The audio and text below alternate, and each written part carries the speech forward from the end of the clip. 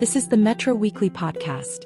Today we look at a situation involving the heated topic of gender identity and access to locker room facilities. This post is titled, Trans Woman Banned from Gym Following Conservative Uproar. A Missouri gym has terminated a trans woman's membership after receiving complaints for allowing her to use the women's locker room. By John Riley on August 13, 2024. Eris Montano joined Lifetime Fitness, a Minnesota-based gym chain with a branch in Ellisville, Missouri, to get in shape. Before signing up, the 52-year-old, who is transgender, had formally changed the gender marker on her state-issued driver's license by filling out a form with the State Department of Revenue and having a medical provider attest that she was undergoing treatments to assist her in transitioning. The license identified Montano as female, and she was allowed to change clothes in the women's locker room. But in late July, another patron confronted Montano about her presence in the women's locker room, insisting that she was biologically male. Montano told the St. Louis Post-Dispatch that the woman tugged at her own bikini top to show part of her breast to prove that I am a real woman. Lifetime Fitness reportedly received other complaints about Montano's use of the women's locker room. As the story spread to social media, conservatives began calling for a boycott of the chain to protest its policy allowing people assigned male at birth in female-designated spaces, as long as their official IDs matched their gender presentation.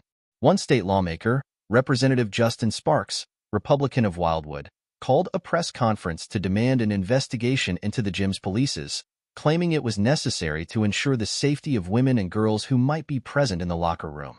Among the accusations flung at Montano was that she was using the gym's locker room to expose herself to people, assertions she pushed back against, noting that she only changes clothes in single-person dressing room stalls and drapes a towel over the door to shower. "I'm not there to see anybody else," Montano said. "I am there to change clothes and get the heck out of there." The complaints led Missouri Attorney General Andrew Bailey to launch an investigation into Lifetime Fitness over its policy on transgender members.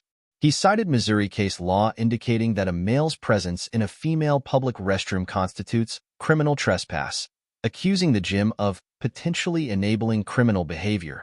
"It has come to my attention that Lifetime Fitness has proudly adopted a policy that permits biological men to use locker rooms designated specifically for women and young girls," Bailey wrote in a letter to Bara McCarty, CEO of Lifetime Fitness Incorporated.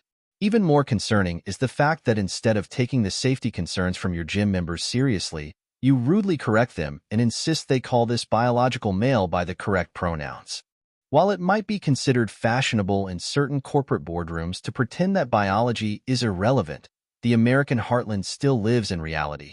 Bailey's investigation may also focus on how Montano was able to obtain a driver's license with a female gender marker, something that Republican lawmakers say they wish to prevent in the future. Ellisville police told St. Louis-based CBS affiliate KMOV that someone filed a police report about Montano's presence in the female locker room. A department spokesperson told the news station that police would follow up to see whether any actual criminal activity had occurred. Montano posted to social media about her experience, initially reporting that Lifetime was standing by its policy and would allow her to use the women's locker room.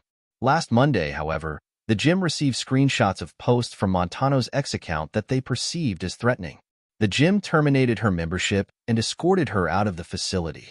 Lifetime was presented with multiple, publicly available statements which could affect the safety and security at one of our clubs, spokeswoman Natalie Bouchaw told the National Review, referring to Montano's social media posts.